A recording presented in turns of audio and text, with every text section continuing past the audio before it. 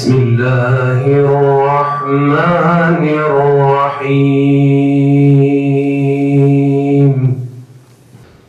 وَمَا مُحَمَّدٌ إِلَّا رَسُولٌ قَدْ خَلَتْ مِنْ قَبْلِهِ الرُّسُلُ.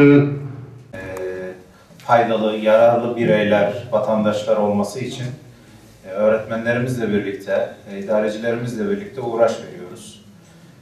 Ama içinde bulunduğumuz okul ve öğrencilerimiz İmam Hatip Lisesi ve İmam Hatip öğrencileri olunca bu daha önemli bir hale geliyor. İnşallah hayırlı bir dönem geçirdiniz. Bundan sonra da iyi bir dönem geçirirsiniz. Dersleri kötü olan, yani kötü demeyeyim de az iyi olan arkadaşlar biraz daha gayret ederlerse daha iyi ve daha iyi olur. Zaten burada kimsenin dersi kötü değildir herhalde diye düşünüyorum. Birazcık az çalışmışlardır sadece, onun bir şeysidir. İnşallah ikinci dönem biraz daha gayret eder, biraz daha fazla çalışırlarsa daha iyi olur diye düşünüyorum. Sayın Kaymakamımıza konuşmalar için teşekkür ederim. Gül Ahmet'im, Gül Ahmet'im, canda canan Muhammed'im, kurban olsun kanım tenim, gözlerine Gül Ahmet'im, kurban olsun canım tenim, gözlerine Gül Ahmet'im. Kimi dosta varır, dosta ben donur. Allah Allah. Kimi dosta varır, dosta ben donur. Kimi nefse uyar, kahrolur gider. Allah Allah. Kimi nefse uyar, kahrolur gider.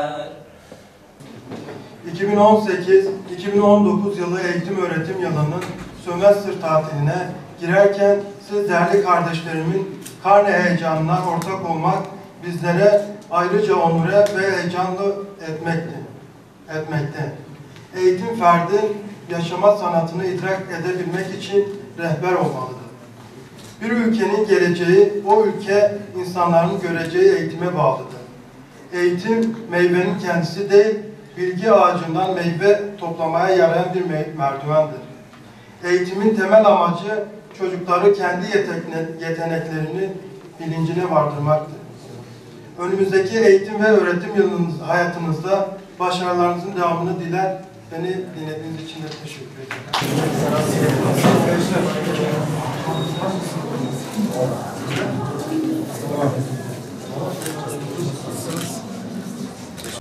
Dersler nasıl? Vallahi iyi oldu. Ne kadar? Kaç kişi takdir? Liselerde de var değil mi hocam? Şey yapmıyorum, takdir teşekkür var yani. Kaç kişi takdir alıyor? 7 tane. Nazar dayanırsın.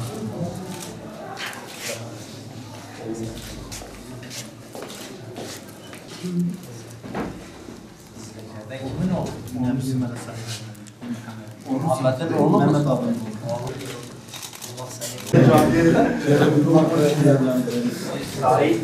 Ama yok, Habib'den gitsin. Evet. Onu Telefon bak. Bitsin karneleri.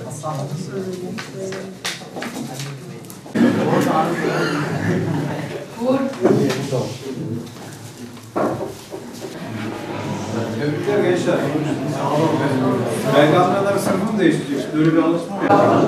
Nasılsınız? Kaçıncı sınıf burası? 11.